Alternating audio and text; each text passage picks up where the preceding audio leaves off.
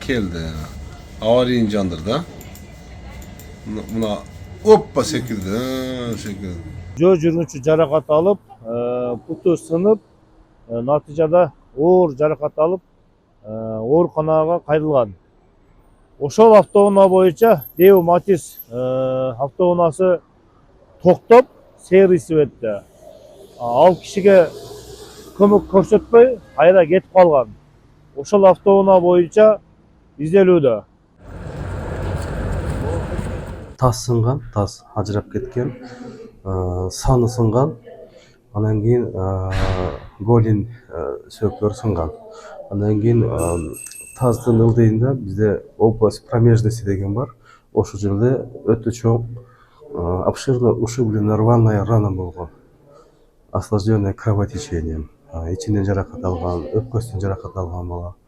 Анан кейін башынан сотрясение головного мозга болгон. Операцияларын кылганбыз. Таз боюнча, бут боюнча, анан кейін кыйла бир айга жакын жаткан бизге. Погода өзгөрүп, ошол учурда камералар жакшы аныктап, жакшы түсүн аныктап, жана номерин тактай албай атабыз.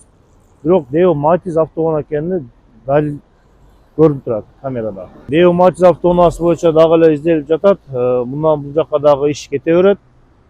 Bundan bu жака дагы көргөн билгендер болсо дагы сурап аягына чыкканга аракет кылабыз. Мен машинада уктап атам элем, өзү асли. Мен унаада уктап жаткан болчумун. Анан эле бир башкача үн угулду. Анан туруп окуя болгон жерге келдим. Мен келсем ал жаран жаткан экен. Дароо адамдар чогулушту. Жардам бере баштаганыбызда эки тез жардам унаасы келип, биринчиси облустук ооруканага алып кетти. Жамгыр катуу жаап, туман болгондуктан көп нерсени байкабай калдык. 10 метр аралыктагы адам деле көрүнбөйт болчу.